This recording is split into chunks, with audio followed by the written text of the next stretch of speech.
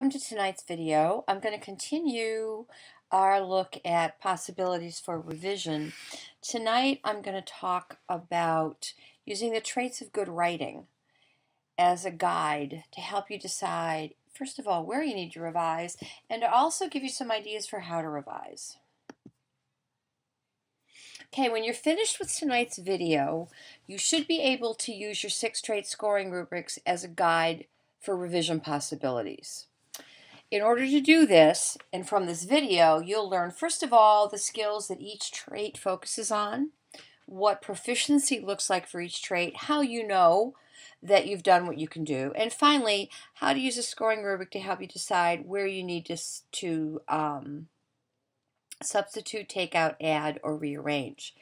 And I'm going to look for understanding of this video by how well you're able to revise your draft. I would like everybody to be able to revise to at least a 4 on the scoring rubric.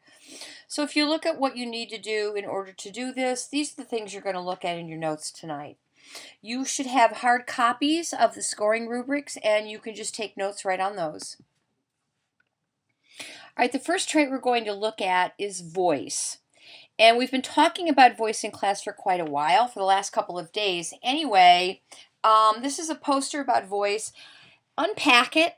Look at the kinds of things that the trait of voice looks at. It talks about things like showing you care. It talks about strong feelings. It talks about individuals.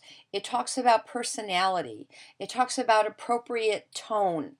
So when you're thinking about revising for voice, you're thinking about ways to put strong feeling and your own stamp of personality on your writing.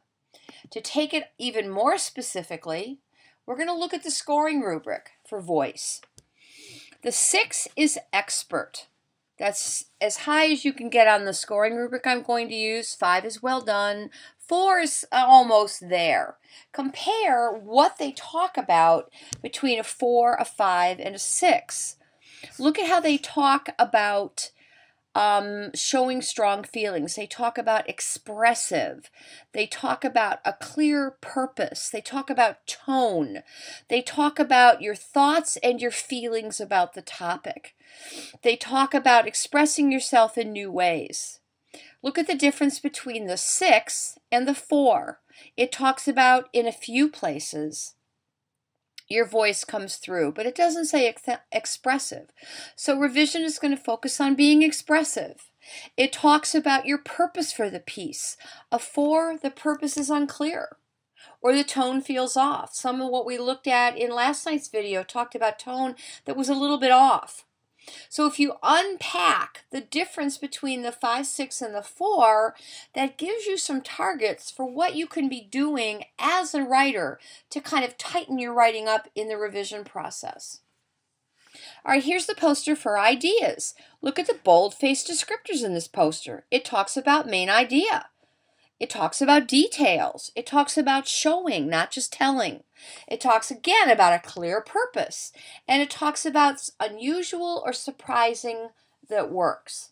So the focus shifts a little bit from the tone to the content of the message. Is there a clear main idea? Are there details that are interesting? Do you show the reader? Do you give them something to see rather than just tell them? So these traits are a little different. So it's going to shift to the kinds of skills that you use. All right, now look at the scoring rubric. Okay, look at a 5, 6. It talks about a clear central theme, an original storyline. It's focused. There's original information. Things are specific, accurate, and interesting. There's your focus for revision. Look at the poster for organization. Compare these words, these points of focus from all the others we looked at. Organization looks at catching the audience, the reader's attention, a hook or a lead. It talks about an ending. It talks about order of information. It talks about focus. How much time do you spend on each part of the piece? And it talks about, is it easy to follow from beginning through to the middle to the end? Organization builds on ideas and voice. You need your ideas in place before you can think about organization. Now let's go and look at the trait, the scoring rubric, and see exactly what we're looking at. We're looking at details in a logical order. We're looking at a beginning or a hook that grabs the reader. We're looking at sequence words. We're looking at transition words. We're looking at how your details fit together logically. Is it clear how paragraph 1 leads you to paragraph 2? Is it clear how paragraph 2 leads you to paragraph 3? And finally, it looks at an ending that gives the reader a sense of closure and something to think about. Unpacking the scoring rubric gives you very specific targets to think about when you revise. And if you compare a 4 to a 5-6, it becomes even clearer what you need to do to revise effectively. Word choice. This is the next trait. This is the poster. Now look what word choice goes to. Once you have your main idea set, once you have your organization set, then it's time to revise at a word level. So now you begin looking at your verbs. Are they strong? Do they give the reader something to see? Remember way back in ideas, it talked about showing, not telling. Here's where strong verbs come in. It talks about specific adjectives and adverbs. More of that showing, not telling. It talks about words and phrases that are going to stick in the reader's head. And it talks about words that are used accurately and effectively, that every word is the right word in the right place. And if you look at word choice and you compare it to ideas, you can see how fixing ideas is going to fix word choice, and fixing word choice is going to strengthen the trait of ideas. Each trait supports all the others, and that's why it's important to go at them in a particular order. Now let's look at the scoring rubric and see what it tells us specifically. It talks about accurate, specific, and natural sounding. That doesn't mean it sounds like you wrote it out of a thesaurus. It says it conveys precisely, because of my vocabulary, strong verbs, perfect words and phrases, phrases that are accurate and precise, and the best words and phrases, not just the ones that first pop into your mind. And compare these two. A 4, they make sense, but they're not accurate or specific. Your reader, a 4, the reader will understand it, but they're not going to move your reader, and that's what you want to do. You're putting all this effort into it, and it's an important topic. Of course you want to inspire your reader. You want strong active verbs. You can't picture it if it's not an action verb.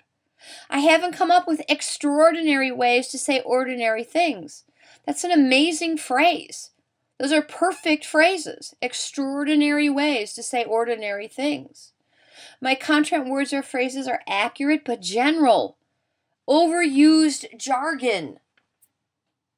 Replace weak words and phrases with strong ones. There are very specific revision suggestions in the scoring rubric. Here's the poster for sentence fluency. Again, look at the bold-faced descriptors. It talks about sentence variety and sentence structure and sentence length. It talks about reading your piece out loud expressively. It talks about how your sentences are structured. And here is the reason you need grammar. Capitalization and punctuation, because all of that allows you to vary your sentence beginnings, to vary your sentence structure, to vary your sentence length.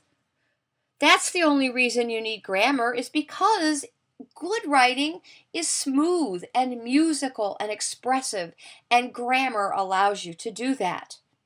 Now let's look at the scoring rubric. Okay, look what it says. A variety of well-built sentences You can't do a well-built sentence if you don't know what goes into a sentence.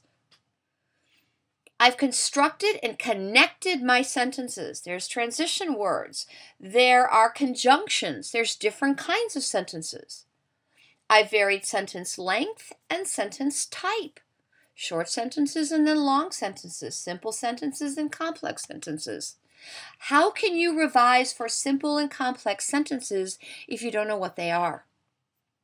When I read my piece out loud, it is pleasing to the ear. I've broken grammar rules intentionally at points to create impact and interest. If you go back and remember what we've talked about in class, when we talked about metacognition, that unless you know exactly what you're doing and why you're doing it, it's just dumb luck that you don't have any control. You have to know what the grammar rules are before you can break them skillfully. Now look at the 4. I've written solid shorter sentences. I need longer ones. I've created different kinds of sentences, but it's uneven.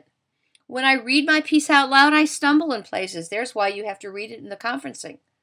Any sentences that break grammar rules are accidental and don't work well, which means they're out of your control. Again, very specific directions for revision. Lots here. I hope that you were annotating your own pack as we went through. I hope you were making notes. I hope you were circling and underlining things. WSQ reminders, so you can't say in class, oh, I didn't write a question because I forgot. It's on the video, and there's a crabby cat to remind you. Be an active viewer. Pause. Rewind it.